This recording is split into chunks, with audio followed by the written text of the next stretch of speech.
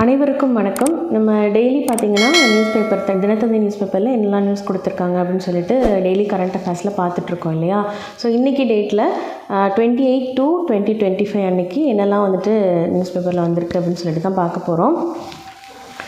நான் ஆல்ரெடி சொன்ன மாதிரி உங்களுக்கு எந்த நியூஸ் பேப்பர் கன்வீனியண்ட்டாக இருக்கோ நீங்கள் அதையே வந்துட்டு படிச்சுக்கலாம். ஓகேங்களா.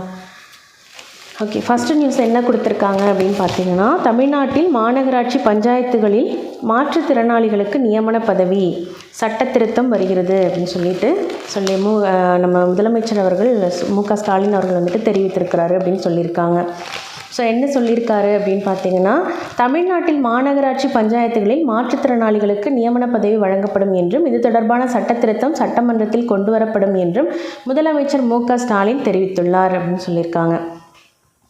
மாநகராட்சி பஞ்சாயத்துகள் உள்ளிட்ட உள்ளாட்சி பிரதிநிதிகளை தேர்ந்தெடுக்க தேர்தல் நடத்தப்படுவது வழக்கம். இந்த உள்ளாட்சி மன்றங்களில் மாற்றுத்திறனாளிகளுக்கு நியமன பதவி வழங்க தமிழ்நாடு அரசு சட்டத்திருத்தம் கொண்டு வர உள்ளது. இது தொடர்பான அறிவிப்பை முதலமைச்சர் மு.க. ஸ்டாலின் நேற்று வெளியிட்டார். அது பற்றிய விவரம் வருமாறு. பெரியார் ஆஸ்பத்திரி. சென்னை கொளத்தூர் தொகுதிக்கு உட்பட்ட பெரியார் நகரில் மருத்துவம் மற்றும் மக்கள் நல்வாழ்வுத்துறை சார்பில் ரூபாய் 210 கோடியே 80 லட்சம் மதிப்பீட்டில் தரை மற்றும் 6 தளங்களுடன் உயர் சிறப்பு ஆஸ்பத்திரி கட்டப்பட்டு உள்ளது. இந்த ஆஸ்பத்திரி கட்டிடத்தை முதலமைச்சர் மு.க. ஸ்டாலின் கடந்த 23ஆம் தேதி நேரில் ஆய்வு செய்தார். அப்போது அவர் அந்த ஆஸ்பத்திரிக்கு பெரியார் பெயரை சூட்டி ஆணையிட்டார். ஓகே, ஸோ 23ஆம் தேதி வந்துட்டு இதை போய் பார்வையிடுறதுக்காக நம்ம முதலமைச்சர் அவர்கள் போயிருக்காங்க. திறப்பு விழா பார்த்திங்கன்னா நேற்று நடைபெற்றிருக்கு. ஓகேங்களா. ஸோ திறப்பு விழா, இதற்கிடையே பெரியார் அரசு ஆஸ்பத்திரியின் புதிய உயர் சிறப்பு ஆஸ்பத்திரி திறப்பு விழா நேற்று நடைபெற்றது. விழாவில் முதலமைச்சர் மு.க. ஸ்டாலின் கலந்து கொண்டு ரிப்பன் வெட்டி இந்த ஆஸ்பத்திரியை திறந்து வைத்தார். மேலும் ரிமோட் மூலம் ஆஸ்பத்திரி திறப்புக்கான கல்வெட்டையும் திறந்து வைத்தார். பின்னர் அவர் ஆஸ்பத்திரிக்குள் சென்று நவீன மருத்துவ உபகரணங்களின் செயல்பாடுகளை பார்வையிட்டு ஆய்வு செய்தார். மருத்துவமனை வளாகத்தில் திறப்பு விழா கூட்டத்திற்கு ஏற்பாடு செய்யப்பட்டிருந்தது. இந்த கூட்டத்தில் முதலமைச்சர் மு.க. ஸ்டாலின் பேசியதாவது, மனதுக்கு நெருக்கமான திட்டம் அப்படின்னு சொல்லிட்டு அவர் பேசியிருக்காரு. ஸோ என்னெல்லாம் சொல்லியிருக்காரு அப்படின்னு பார்த்தீங்கன்னா, பொதுவாக என் பிறந்த நாள் வரும்பொழுது மக்கள் நலனுக்காக என் மனதுக்கு நெருக்கமான ஒரு திட்டத்தை தொடங்கி வைப்பதன் வழக்கமாக வைத்திருக்கிறேன். என் கனவு திட்டமான நான் முதல்வன் திட்டத்தை 2022ஆம் ஆண்டு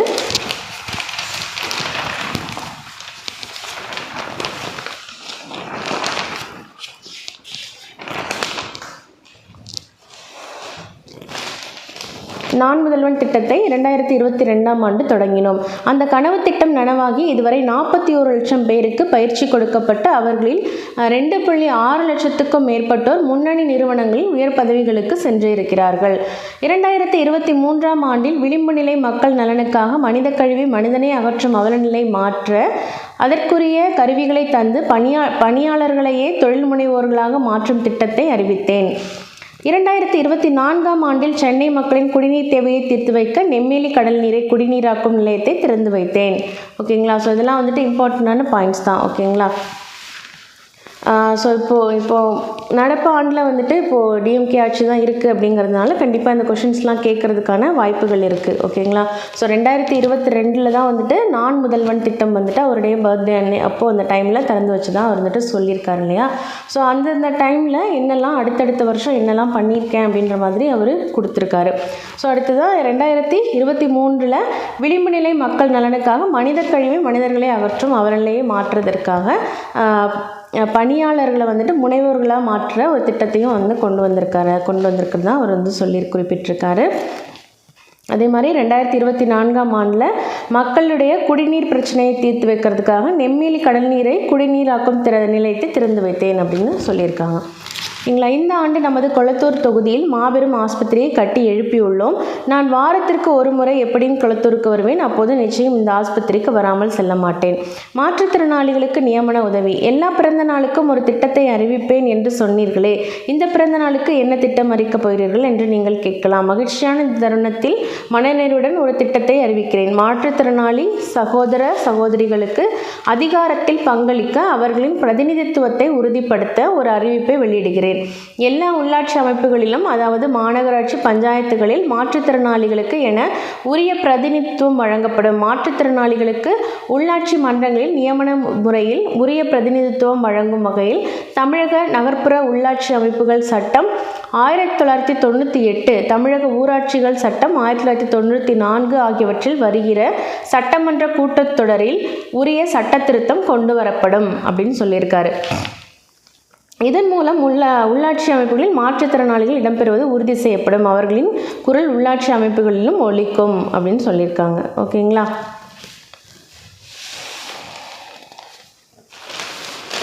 ஓகே, நெக்ஸ்ட் இம்பார்ட்டண்ட் என்ன அப்படின்னு பார்த்தீங்கன்னா, அடுத்ததான் அந்த நியூஸு.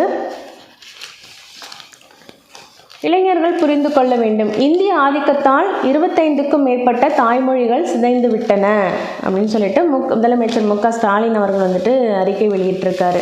ஓகேங்களா? ஸோ இந்தி மொழியின் ஆதிக்கத்தால் 25க்கும் மேற்பட்ட தாய்மொழிகள் சிதைந்து விட்டன என்று முதலமைச்சர் மு.க. ஸ்டாலின் தெரிவித்துள்ளார். திமுகவினருக்கு கடிதம்.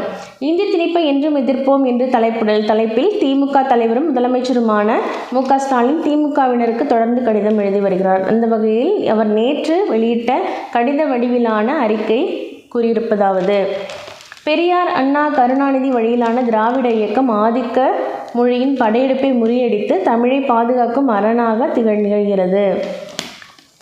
தமிழ் தனித்து இயங்கும் தன்மை கொண்ட செம்மொழி என்பதும் இந்தியாவின் பிற மொழிகள் போல் பல வடமொழி ஆதிக்கத்தால் சிதைவுறாமல் என்றும் நிலைத்திருக்கும் மொழி என்பதும் இந்திய ஒன்றியத்தை ஆட்சி செய்பவர்கள் கண்களை உறுத்தி கொண்டிருக்கிறது.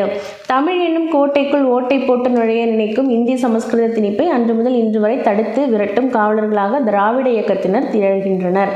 ஆதிக்கத்தை உணர முடியாமல் போனவர்களின் தாய்மொழிகள் கடந்த நூற்றாண்டு காலத்தில் கரைந்து காணாமல் துயர வரலாற்றை இந்தி பரவிய நிலப்பரப்பெங்கும் காண முடியும். ஓகேங்களா? ஸோ ஹிந்தி வந்துட்டு ஹிந்தி தான் படிக்கணும் அப்படிங்கிறது ஒரு காரணத்தினால 25க்கும் மேற்பட்ட தாய்மொழிகள் சேர்ந்து விட்டதா முதலமைச்சர் மு.க. ஸ்டாலின் அவர்கள் அறிக்கை விடுத்திருக்காங்க. ஓகேங்களா? தமிழ் வந்து தனித்து இயங்கும் ஒரு செம்மொழி அப்படிங்கிறதுனால அதை வந்துட்டு எதுவுமே பண்ண முடியல. ஸோ அந்த திணிப்பை வந்து எதிர்த்து திராவிட ஆட்சி வந்துட்டு எதிர்த்து இப்போ வரைக்கும் வந்துட்டு தமிழை பாதுகாத்து வருது அப்படின்ற மாதிரி அவர் சொல்லியிருக்காரு. ஓகேங்களா? வணிகப் பகுதி. மாற்றம் இன்றி முடிந்த பங்குச்சந்தை. மகா சிவராத்திரியை முன்னிட்டு நேற்று முன்தினம் பங்குச்சந்தைகளுக்கு விடுமுறை. நேற்று பங்குச்சந்தைகள் பெரிய அளவில் மாற்றமின்றி நிறைவடைந்தன. மும்பை பங்குச்சந்தை குறியீட்டு எண் சென்செக்ஸ் 10 புள்ளிகள் உயர்ந்து 74,612 புள்ளிகளுடன் வர்த்தகம் நிறைவடைந்தது. அல்ட்ராடெக் நிறுவன பங்குகள் 4.99% சரிவடைந்தன. டாடா மோட்டார்ஸ், பாரத ஸ்டேட் வங்கி, டெக் மஹிந்திரா ஆகியவற்றின் பங்குகளுடன் நஷ்டப்பட்டியலில் இடம் பிடித்தன. ஓகே, டாடா மோட்டார்ஸ், பாரத ஸ்டேட் வங்கி, டெக் மஹிந்திரா ஆகியவற்றின் பங்குகள் வந்துட்டு நஷ்டப்பட்டியலில் இடம் பிடித்தது அப்படின்னு சொல்லிட்டு இருக்காங்க. தேசிய பங்குச்சந்தை குறியீட்டு எண் நிஃப்டி 2 புள்ளிகள் சரிந்து 22,545 புள்ளிகளுடன் வர்த்தகம் நிறைவடைந்தது. சரக்குகளை கையாள்வதில் சென்னை துறைமுகம் புதிய சாதனை என்ன அப்படின்னு பார்க்கலாம். சென்னை துறைமுகத்துக்கு வெளிநாடுகளில் இருந்து பல சரக்கு கப்பல்கள் வந்து செல்கின்றன. அதே போன்று சென்னை துறைமுகத்தில் இருந்து பல்வேறு நாடுகளுக்கு கார், உணவுப் பொருட்கள், மின்சாதன பொருட்கள் என பலவிதமான பொருட்கள் ஏற்றுமதி செய்யப்படுகின்றன. இந்த நிலையில் சென்னை துறைமுகம் 4 நாட்கள் 2 லட்சம் டன்னுக்கும் மேல் சரக்குகளை கையாண்டு புதிய சாதனை படைத்துள்ளது. இது குறித்து சென்னை துறைமுக சபை தலைவர் சுனில் பாலிவால் கூறுகையில், சென்னை துறைமுகம் 20ஆம் தேதி 2,06,848 டன் சரக்குகளையும் அப்படின்னு சொல்லிட்டு 20லேருந்து 21, 22, 23 வரைக்கும் எவ்வளோ சரக்குகள் வந்துட்டு போயிருக்கு அப்படின்ற மாதிரி சொல்லியிருக்கிறாங்க. ஓகே, கடைசியாக 23ஆம் தேதி 2,31,947 டன் சரக்குகளும் என தொடர்ந்து 4 நாட்கள் 2 லட்சம் டன்னுக்கும் அதிகமான சரக்குகளை கையாண்டுள்ளது. ஓகே, 4 நாளாக 2 லட்சத்துக்கும் மேலே வந்துட்டு ஒரு நாளும் வந்துட்டு 2 லட்சத்துக்கு மேலே உள்ள சரக்குகளை வந்துட்டு கையாண்டுதான் வந்துட்டு சொல்லியிருக்காங்க. ஓகேங்களா? ஸோ ஈச் டே வந்துட்டு 2 lakhsக்கு மேலே சரக்குகளை வந்துட்டு கையாண்டிருக்கிறாங்க. ஓகேங்களா? எதிர்காலத்தில் இன்னும் அதிக சாதனைகளை படைக்க துறைமுகம் தயாராக உள்ளது என்று தெரிவித்தார். டெஸ்லாவின் ஆதிக்கத்தை டாடா மஹிந்திரா முறியடிக்கும். அமெரிக்க தொழிலதிபர் எலான் மஸ்கின் டெஸ்லா மின்சார கார் உற்பத்தி நிறுவனம் இந்தியாவில் கால் பதிக்க உள்ளது. ஆனால் இந்தியாவைச் சேர்ந்த டாடா, மஹிந்திரா ஆகிய நிறுவனங்களின் மின்சார வாகனங்கள் டெஸ்லாவின் ஆதிக்கத்தை அனுமதிக்காது என்று G20 அமைப்பின் இந்திய பிரதிநிதியும் நிதி ஆயோக் முன்னாள் தலைமை செயல் அதிகாரியுமான அமிதாப் காந்த் கூறியுள்ளார். G20 அமைப்புடைய இந்திய பிரதிநிதி யார்? அமிதாப் காந்த். ஓகேங்களா. ஸோ வர்த்தக நிகழ்ச்சி ஒன்றில் பேசிய அமிதாப் காந்த், டாடா மஹிந்திரா நிறுவன மின்சார வாகனங்களின் விலை டெஸ்லாவுக்கு கடும் போட்டியை ஏற்படுத்தும். மேலும் 2 சக்கர 3 சக்கர மின்சார வாகனங்கள் உற்பத்தியில் இந்தியா உலகின் முன்னணி நாடு ஆகக்கூடிய திறமை உள்ளது. அனைவரும் மின்சார காருக்கு மாற வேண்டும். அரசும் மின்சார கார்களையே வாங்க வேண்டும் என்று கூறினார். குஜராத்தில் பிரம்மாண்ட செமி கண்டக்டர் மாநாடு. குஜராத் மாநிலம் காந்தி நகரில் மார்ச் 5ஆம் தேதி பிரம்மாண்டமான செமி கண்டக்டர் மாநாடு தொடங்குகிறது. 7ஆம் தேதி வரை மாநாடு நடக்கிறது. மகாத்மா மந்திரி மாநாட்டு மையத்தில் குஜராத் மாநில முதல் மந்திரி பூபேந்திர படேல், மத்திய தகவல் தொழில்நுட்பத்துறை மாதிரி அஸ்வினி வைஷ்ணவ் ஆகியோர் முன்னிலையில் மாநாடு தொடங்கி வைக்கப்படுகிறது. மாநாட்டு அரங்கில் செமி கண்டக்டர் துறையின் வளர்ச்சி குறித்த கண்காட்சியும் நடக்கிறது. செமி கண்டக்டர் மற்றும் மின்னணு பொருட்கள் உற்பத்தியில் முன்னணியில் உள்ள நிறுவனங்கள் இம்மாநாட்டில் பங்கேற்கின்றன அப்படின்னு சொல்கிறாங்க. ஓகேங்களா. ஸோ 5ஆம் தேதி செமி கண்டக்டர் குஜராத்தில் பிரம்மாண்ட செமி கண்டக்டர் மாநாடு தொடங்க போகிறதா சொல்லியிருக்காங்க. ஸோ 5ஆம் தேதி தொடங்கி 7ஆம் தேதி வரைக்குமே வந்துட்டு அது இருக்க போகுதுன்னு சொல்கிறாங்க. அடுத்ததாக தெலுங்கானாவை போன்று தமிழகத்தில் தமிழை கட்டாய பாடமாக்க நடவடிக்கை. அன்புமணி ராமதாஸ் அவர்கள் வந்துட்டு வலியுறுத்தியிருக்கிறாங்க. நம்ம நேற்று பார்த்தோம் இல்லையா, தெலுங்கானாவில் வந்துட்டு தெலுங்கு பாடம் வந்துட்டு கட்டாயமாக படிக்கணும் அப்படின்னு சொல்லிட்டு இது கொண்டு வந்திருக்காங்க அப்படின்னு சொல்லிட்டு பார்த்துருந்தோம். அதே மாதிரி தமிழகத்திலையும் தமிழை கட்டாய பாடமாக ஆக்கணும் அப்படின்னு சொல்லிட்டு அன்புமணி ராமதாஸ் வந்துட்டு வலியுறுத்தியிருக்காரு.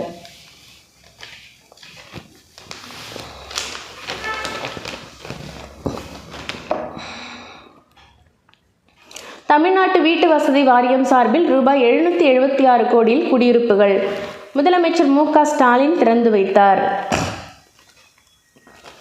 தமிழ்நாட்டு வீட்டு வசதி வாரியம் சார்பில் ரூபாய் 776.5 கோடி செலவில் கட்டப்பட்டுள்ள குடியிருப்புகளை முதலமைச்சர் மு.க. ஸ்டாலின் திறந்து வைத்தார். கோட்ட அலுவலகங்கள். தமிழ்நாடு வீட்டு வசதி வாரியம் சமூகத்தில் உள்ள அனைத்து வருவாய் பிரிவினர் மற்றும் அரசு ஊழியர்களுக்கு வீட்டு வசதி ஏற்படுத்தி தருவதை தலையாய நோக்கமாக கொண்டு செயல்பட்டு வருகிறது. முதலமைச்சராக மு.க. ஸ்டாலின் பொறுப்பேற்றதில் இருந்து இதுவரை தமிழ்நாடு வீட்டு வசதி வாரியத்தின் சார்பில் ரூபாய் 657.09 கோடி மதிப்பீட்டில் 2649 தமிழ்நாடு அரசு ஊழியர் வாடகை குடியிருப்புகள், ரூபாய் 181.74 கோடியில் 401 அடுக்குமாடி குடியிருப்புகள், ரூபாய் 56.31 கோடியில் 1603 மனை மேம்பாட்டு திட்டம் அப்படிங்கிற மாதிரி நிறைய வந்துட்டு பண்ணியிருக்கிறதாவும் வந்துட்டு அவர் தெரிவிச்சிருக்காரு. ஓகேங்களா. ஸோ எல்லாமே நேற்று வந்துட்டு 776 கோடி மதிப்பில் வந்துட்டு இதெல்லாம் வந்துட்டு சின்ன சின்னதாக சொல்லியிருக்காங்க இல்லையா. ஸோ இதெல்லாமே வந்துட்டு ஓப்பன் பண்ணப்பட்டிருக்கு. நாடாளுமன்ற கூட்டுக்குழு தெரிவித்த வக்பு மசோதா திருத்தங்களுக்கு மத்திய மந்திரி சபை ஒப்புதல். அடுத்த மாதம் நாடாளுமன்றத்தில் தாக்கல்.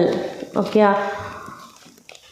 வக்பு வாரி திருத்த மசோதாவில் நாடாளுமன்ற கூட்டுக்குழு தெரிவித்த திருத்தங்களுக்கு மத்திய மந்திரி சபை ஒப்புதல் அளித்து உள்ளதாக தகவல் வெளியாகியுள்ளது. வகுப்பு வாரிய திருத்த மசோதா வக்பு வாரிய சொத்துக்கள் நிர்வாகத்தில் வெளிப்படைத்தன்மையை உறுதி செய்யும் நோக்கில் வக்பு வாரிய சட்டம் 1995 பல்வேறு திருத்தங்களை செய்து மத்திய அரசு புதிய மசோதாவை உருவாக்கியது.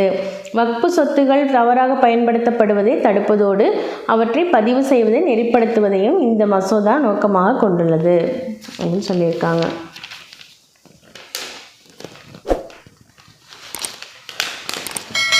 தங்கம் விலை பவுனுக்கு ரூபாய் 320 குறைந்தது அப்படின்னு போட்டிருக்காங்க.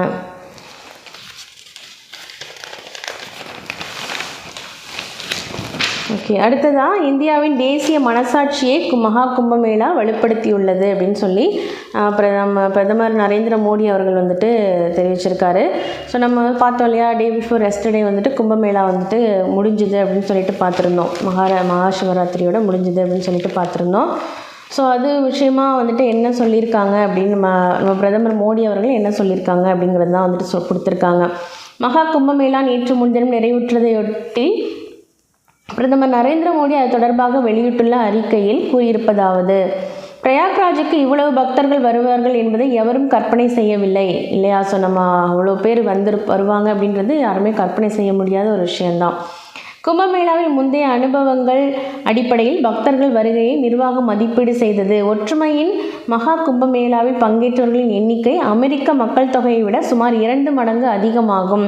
கோடிக்கணக்கான இந்தியர்களின் ஆர்வமிக்க பங்களிப்பை ஆன்மீக அறிஞர்கள் பகுப்பாய்வு செய்தால் இந்தியா அதன் பாரம்பரியத்தில் பெருமிதம் கொண்டிருப்பதையும் புதிய சக்தியுடன் இப்போது முன்னேறி வருவதையும் அறிவார்கள். இது புதிய சகாப்தத்தின் விடியல் என்று நான் நம்புகிறேன்.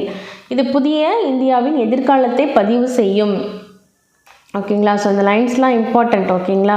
ஸோ கண்டிப்பாக வந்துட்டு படிச்சுக்கோங்க. இது புதிய சகாப்தத்தின் விடியல் அப்படின்னு சொல்லிட்டு அவர் நான் நம்புகிறேன் அப்படின்னு சொல்லியிருக்காரு. எந்த விஷயத்தை பற்றி? இந்த மகா கும்பமேளாவுக்கு இவ்வளோ மக்கள் வருகை புரிந்ததை ஒட்டி அவர் வந்துட்டு அது மாதிரி சொல்லியிருக்காரு. தேசிய மனசாட்சி. பல்லாயிரக்கணக்கான ஆண்டுகளாக இந்தியாவில் தேசிய மனசாட்சியை மகா கும்பமேளா வெளிப்படுத்தியுள்ளது. ஒவ்வொரு பூர்ண கும்பமேளாவையும் சமூகத்தில் அவர்களின் காலகட்டத்தில் திரண்ட ஞானிகள், அறிஞர்கள், சிந்தனையாளர்கள் பற்றி அறிந்துள்ளனர். அவர்களின் கருத்துக்கள் தேசத்திற்கும் சமூகத்திற்கும் புதிய திசை வழியை காட்டியுள்ளது. ஒவ்வொரு 6 ஆண்டுகளிலும் அர்த் கும்பமேளாவின் போது இந்த சிந்தனைகள் ஆய்வு செய்யப்பட்டுள்ளன. 144 ஆண்டுகளில் 12 பூர்ண கும்பமேளாக்கள் வந்த பின் வழக்கொழிந்த பாரம்பரியங்கள் கைவிடப்படுகின்றன. புதிய சிந்தனைகள் ஏற்கப்படுகின்றன. காலத்திற்கேற்ப புதிய பாரம்பரியங்கள் உருவாக்கப்படுகின்றன. 144 ஆண்டுகளுக்கு பின் இந்த மகா கும்பமேளாவில் நமது ஞானிகள் மீண்டும் ஒருமுறை இந்தியாவின் வளர்ச்சி பயணம் என்று ஒரு புதிய செய்தியை நமக்கு தந்துள்ளனர். அந்த செய்தி வளர்ச்சியடைந்த இந்தியா, விக்சித் பாரத். ஓகே, ஒன்றுபட வேண்டும். இந்த ஒற்றுமையின் மகா கும்பமேளாவில் ஏழை அல்லது பணக்காரர், இளையோர் அல்லது முதியோர், கிராமத்தைச் சேர்ந்தவர் அல்லது நகரத்தைச் சேர்ந்தவர், இந்தியாவை சேர்ந்தவர் அல்லது வெளிநாட்டைச் சேர்ந்தவர், கிழக்கைச் சேர்ந்தவர் அல்லது மேற்கைச் சேர்ந்தவர், வடக்கை சேர்ந்தவர் அல்லது தெற்கை சேர்ந்தவர் என்ற பாகுபாடும், சாதி, மதம், சித்தாந்தம் என்ற பாகுபாடும் இல்லாமல் அனைத்து யாத்ரீகர்களும் ஒன்று சேர்ந்தனர். கோடிக்கணக்கான மக்களிடம் நம்பிக்கையை நிறைந்துள்ள ஒரே இந்தியா, உன்னத இந்தியா என்ற தொலைநோக்கின் உருவகமாக இது இருந்தது. இப்போது இதே உணர்வுடன் வளர்ச்சியடைந்த இந்தியாவை கட்டமைக்கும் இயக்கத்திற்காக நாம் ஒன்றுபட வேண்டும். ஓகே. ஸோ இந்த விஷயத்தை பற்றி பிரதமர் மோடி அவர்கள் என்னெல்லாம் சொல்லியிருக்காங்களோ எல்லாமே வந்துட்டு இம்பார்ட்டண்ட்டாக படிச்சுக்கோங்க. தெய்வத்துக்கான சேவை. வேதங்கள் முதல் விவேகானந்தர் வரை, தொன்மையான நூல்கள் முதல் நவீன செயற்கைக்கோள்கள் வரை இந்தியாவில் மகத்தான பாரம்பரியங்கள் இந்த தேசத்தை வடிவமைத்துள்ளன. ஒரு குடிமகனாக நமது மூதாதையர் மற்றும் ஞானிகளின் நினைவுகளிலிருந்து புதிய ஊக்கம் பெற நான் பிரார்த்திக்கிறேன். இந்த ஒற்றுமையின் மகா கும்பமேளா புதிய தீர்மானங்களுடன் முன்னோக்கி செல்ல நமக்கு உதவட்டும். ஒற்றுமை என்பதை நமது வழிகாட்டும் கோட்பாடாக மாற்றுவோம். தேசத்திற்கான சேவை, தெய்வத்துக்கான சேவை என்ற புரிதலுடன் நாம் பணியாற்றுவோம். இவ்வளவு பெரிய நிகழ்வுக்கு ஏற்பாடு செய்வது எளிதான பணி அல்ல என்பதை நான் அறிவேன். எங்களின் பக்தியில் ஏதாவது குறைபாடு இருந்தால் எங்களை மன்னியுங்கள் என்று அன்னை கங்கை, அன்னை யமுனை, அன்னை சரஸ்வதியுடன் நான் பிரார்த்திக்கிறேன். தெய்வீகத்தின் உருவமாக மக்களை நான் காண்கிறேன். அவர்களுக்கு சேவை செய்யும் எங்களின் முயற்சிகளில் ஏதாவது குறைபாடு இருந்தால் மக்களின் மன்னிப்பையும் நான் கோருகிறேன். 12 ஜோதிர்லிங்கங்கள். மகா கும்பமேளாவை காணும்போது எனது நம்பிக்கை பல மடங்கு வலுப்பட்டுள்ளது. 140 கோடி இந்தியர்கள் ஒற்றுமையின் மகா கும்பமேளாவை உலகளாவிய நிகழ்வாக மாற்றியிருப்பது உண்மையில் பாராட்டத்தக்கது. நமது மக்களின் அர்ப்பணிப்பு, பக்தி மற்றும் முயற்சிகளால் நெகிழ்ந்துள்ள நான் விரைவில் 12 ஜோதிர்லிங்கங்களின் முதலாவதான சோம்நாத் ஜோதிர்லிங்கத்தை தரிசிக்க உள்ளேன். அப்போது இந்த கூட்டான தேசிய முயற்சிகளின் பலன்களை அவருக்கு காணிக்கையாக அனைத்து இந்தியர்களுக்கும் பிரார்த்தனை செய்ய உள்ளேன். நேரடி பங்கேற்பு வடிவத்தில் மகா கும்பமேளா மகா சிவராத்திரி அன்று வெற்றிகரமான நினைவடைந்த போதும் கங்கையின் நித்திய நீரோட்டம் போல் மகா கும்பமேளா ஏற்படுத்திய ஆன்மீக பலம், தேசிய மனசாட்சி, ஒற்றுமையின் விழிப்புணர்வு வரும் தலைமுறைகளுக்காக தொடர்ந்து நமக்கு ஊக்கமளிக்கும். இவ்வாறு அதில் பிரதமர் மோடி கூறியுள்ளார். லென்த்தியான ஒரு விஷயந்தான் சொல்லியிருக்காரு, ஆனால் கண்டிப்பாக படிச்சுக்கோங்க. ஓகேங்களா. ஸோ ரூபாய் 20 கோடி ஒதுக்கீடு. கேரள அணைகளில் நீர்வழி விமான சேவை. சுற்றுலாத்துறை மந்திரி தகவல். கேரளாவில் அணைகளில் நீர்வழி விமான சேவையை தொடங்க மாநில அரசு திட்டமிட்டுள்ளது. ரூபாய் 20 கோடி ஒதுக்கீடு. கடவுளின் தேசம் என அழைக்கப்படும் கேரளா அழகிய சுற்றுலா தலங்களுக்கு பெயர் பெற்ற மாநிலம் ஆகும். இங்கு சுற்றுலாவை மேம்படுத்த மாநில அரசு தொடர்ந்து நடவடிக்கைகளை மேற்கொண்டு வருகிறது. குறிப்பாக மாநிலத்தில் ஹெலிகாப்டர் சுற்றுலா மற்றும் நீர்வழி விமான சேவையை தொடங்க அரசு முடிவு செய்துள்ளது. இதற்காக 2025-26ஆம் ஆண்டு பட்ஜெட்டில் ரூபாய் 20 கோடி ஒதுக்கப்பட்டுள்ளது.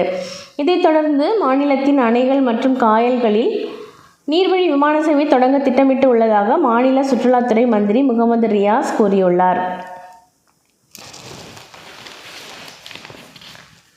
ஓகே, அடுத்ததான் என்ன நிகழ்ச்சின்னு பார்க்கலாம்.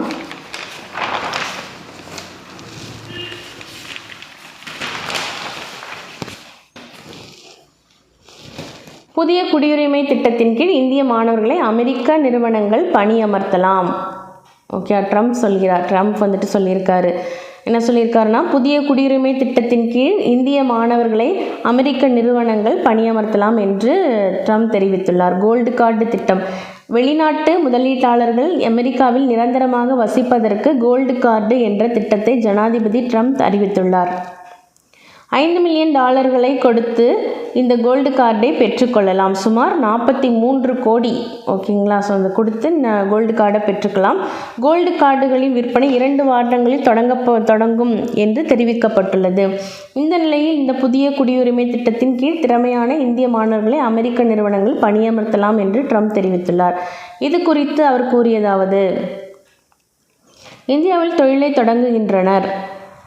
தற்போதைய குடியேற்ற அமைப்பு திறமை வாய்ந்த வெளிநாட்டர், குறிப்பாக இந்தியர்கள் அமெரிக்காவில் தங்கி வேலை செய்வதை தடுக்கிறது. இந்தியாவில் இருந்து வரும் நபர்கள் Harvard, Wharton school of finance போன்ற பல்கலைக்கழகங்களில் படித்து வேலைவாய்ப்பை பெறுகிறார்கள். ஆனால் அவர்கள் நாட்டில் இருக்க முடியுமா என்பது குறித்து எந்த உறுதியும் இல்லாததால் அந்த சலுகை உடனடியாக ரத்து செய்யப்படுகிறது. இதன் காரணமாக திறமையான பணியாளர்கள் அமெரிக்காவை விட்டு வெளியேறும் நிலைக்கு தள்ளப்படுகின்றனர். அவர்கள் இந்தியாவில் தொழில் தொடங்கி சிறந்த தொழில் முனைவோராக மாறுகின்றனர். இதன் மூலம் அவர்கள் கோடீஸ்வரர்களாக ஆவதுடன் ஆயிரக்கணக்கானவர்களுக்கு வேலையும் கொடுக்கிறார்கள். ஸோ அதனால் என்ன பண்ணலான்னு சொல்லியிருக்காங்க, இந்திய மாணவர்கள், அந்த மாதிரி படிக்கிற இந்திய மாணவர்களை அமெரிக்க நிறுவனங்கள் வந்துட்டு பணியமர்த்திக்கலாம் அப்படின்னு சொல்லிட்டு ட்ரம்ப் வந்துட்டு சொல்லியிருக்காரு. ஸோ இது மூலமாக அதே சமயம் கோல்டு கார்டுக்காக நிறுவனம் செலுத்தும் பணம் நாட்டின் கடனை அடைக்க பயன்படும். இதன் மூலம் நாம் நிறைய கடனை அடைக்கப் போகிறோம் என்று ட்ரம்ப் வந்துட்டு சொல்லியிருக்காரு. கோல்டு கார்டு சேல் பண்ணுறாங்க இல்லையா, ஸோ 43 கோடிக்கு ஸோ அதை வாங்கி கடனை அடைக்க போகிறதாகவும் ட்ரம்ப் வந்துட்டு சொல்லியிருக்காரு.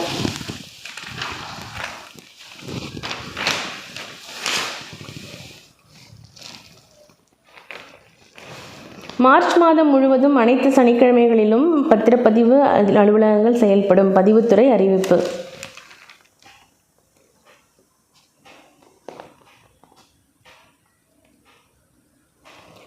ஸோ இந்த மாதத்தில் வந்துட்டு 8, 15, 22, 29 ஆகிய 5 சனிக்கிழமைகளிலும் பத்திரப்பதிவு அலுவலகங்கள் செயல்படும் அப்படின்னு சொல்லியிருக்காங்க.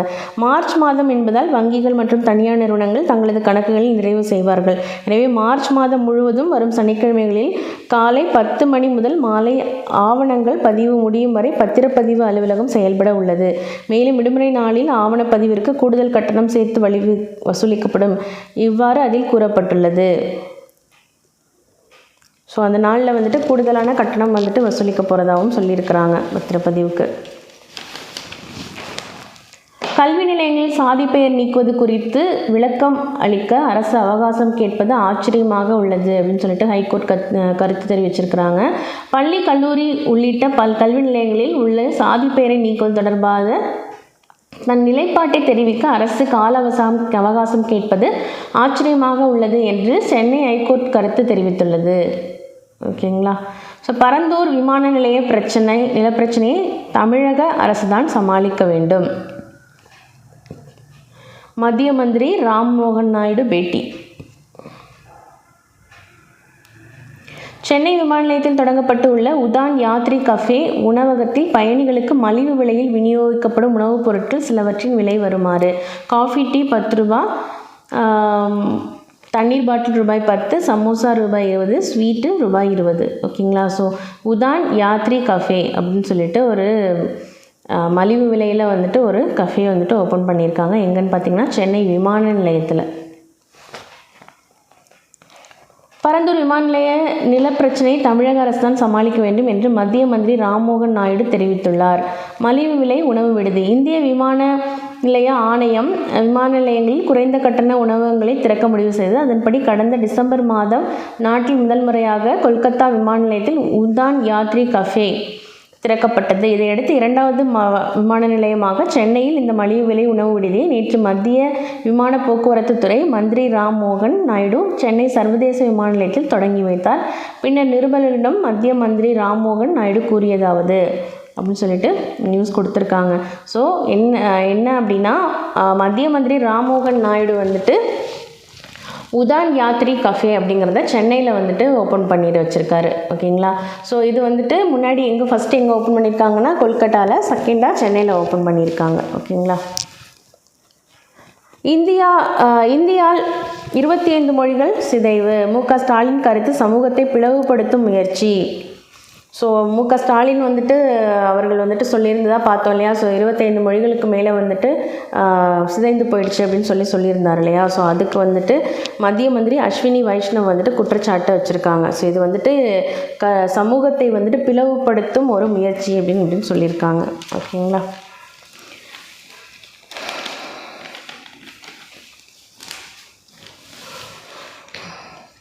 பிரயாக்ராஜில் நடந்து முடிந்த மகா கும்ப மேளாவுக்காக 16,000 ரயில்கள் வந்துட்டு இயக்கப்பட்டன. அஸ்வினி வைஷ்ணவ் வந்துட்டு தகவல் தெரிவிச்சிருக்காங்க. நிலவுக்கு விண்கலத்தை வெற்றிகரமாக அனுப்பிய ஸ்பேஸ் எக்ஸ் அதீனா விண்கலத்துடன் பால்கன் 9 ராக்கெட் விண்ணை நோக்கி பாய்ந்தது. ஓகேங்களா. ஸோ நிலவின் தென்துருவத்தில் இறங்கி ஆய்வு செய்ய தனியார் நிறுவனத்தின் விண்கலத்தை வெற்றிகரமாக நிலவுக்கு அனுப்பியது எலான் மஸ்கின் ஸ்பேஸ் எக்ஸ் நிறுவனம். நிலவில் இறங்கி ஆய்வு செய்ய உலக பணக்காரர்களில் ஒருவரான எலான் மஸ்கின் ஸ்பேஸ் எக்ஸ் நிறுவனம் வணிக நோக்கில் தனியார் நிறுவனங்களின் செயற்கைக்கோள்கள் மற்றும் விண்கலங்களை பின்னில் செலுத்தி வருகிறது. அந்த வகையில் நிலவில் இறங்கி ஆய்வு செய்வதற்காக அமெரிக்கா மற்றும் ஜப்பானை சேர்ந்த 2 தனியார் நிறுவனங்களில் 2 விண்கலங்களை ஸ்பேஸ் எக்ஸ் நிறுவனம் கடந்த மாதம் விண்ணில் செலுத்தியது. இந்த 2 விண்கலங்களும் இன்னும் சில தினங்களில் நிலவை சென்றடையும் என்று எதிர்பார்க்கப்படுகிறது. இந்த நிலையில் நிலவை ஆராய்வதற்காக மேலும் ஒரு தனியார் நிறுவனத்தின் விண்கலத்தை ஸ்பேஸ் எக்ஸ் நிறுவனம் நேற்று விண்ணில் செலுத்தியது. டெக்சாஸ் மாகாணத்தின் தலைமையிடமாக கொண்டு இயங்கும் இன்ட்யூட்டிவ் மிஷன்ஸ் என்கிற வெளி நிறுவனத்தின் அதீனா என்கிற விண்கலம் ஸ்பேஸ் எக்ஸ் நிறுவனத்தின் பால்கன் 9 ராக்கெட்டில் விண்ணில் செலுத்தப்பட்டது அப்படின்னு சொல்லியிருக்காங்க. ஓகே. ஸோ நிலவை நோக்கி 3 விண்கலங்கள் செலுத்தப்பட்டிருக்கு. ஸோ இன்ட்யூட்டிவ் மிஷன்ஸ் நிலவுக்கு விண்கலத்தை அனுப்பது இது முதல் முறை அல்ல. ஓகேங்களா. ஸோ அது வந்துட்டு அனுப்புறது வந்துட்டு முதல் முறை கிடையாது. கடந்த ஆண்டு பிப்ரவரி மாதம் இந்த நிறுவனம் அனுப்பிய ஓடிசியஸ் என்கிற விண்கலம் நிலவின் தென்துருவத்திற்கு அருகில் வெற்றிகரமாக தரையிறங்கியது. இதன் மூலம் 50 ஆண்டுகளுக்கு பிறகு அமெரிக்க விண்கலம் ஒன்று நிலவை வெற்றிகரமாக அடைந்தது அப்படின்னு சொல்லியிருக்காங்க.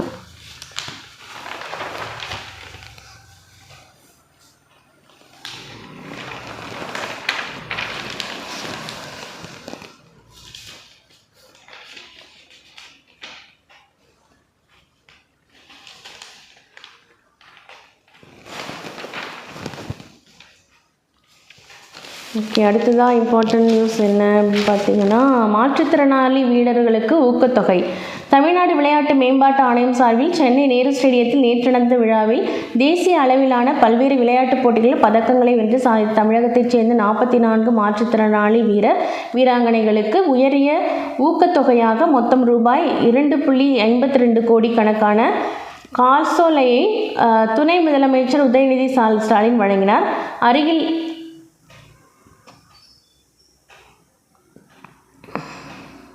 ஸோ அவர் கூட வந்துட்டு இளைஞர் நலன் மற்றும் விளையாட்டு மேம்பாட்டுத்துறை கூடுதல் தலைமை செயலாளர் அதுல்யா மிஸ்ரா, STAT உறுப்பினர் செயலாளர் மேகநாத ரெட்டி இவங்கெல்லாம் வந்துட்டு கலந்துகிட்டு இருந்திருக்காங்க அந்த டைமில். ஓகே. நேற்று வந்துட்டு பார்த்திங்கன்னா பாகிஸ்தான் vs வங்காளதேசம் ஆட்டம் வந்துட்டு நடைபெறதா பார்த்துருந்தோம். ஆனால் அது மழையால் ரத்து செய்யப்பட்டிருக்கு.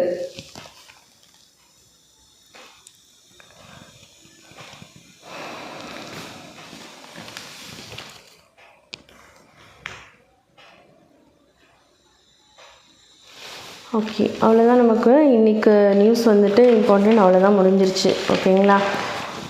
ஸோ மீண்டும் நாளைக்கு நம்ம ஒரு இம்பார்ட்டன்ட் நியூஸில் சந்திக்கலாம். லாஸ்ட்டாக ஒன்று பார்த்துடலாம். 2 முறை ஆஸ்கார் விருது வென்றவர் பிரபல ஹாலிவுட் நடிகர் ஜூன் ஹேக்மேன் வந்துட்டு மரணம். பூட்டிய வீட்டுக்குள் மனைவியுடன் வந்துட்டு பிணமாக இருந்தார் அப்படின்னு சொல்லிட்டு ஒரு நியூஸ் போட்டிருக்காங்க. ஓகே, அவ்வளோதான். ஓகே, மீண்டும் நாளை டெய்லி கரண்ட் அஃபேர்ஸில் சந்திக்கலாம். நன்றி, வணக்கம்.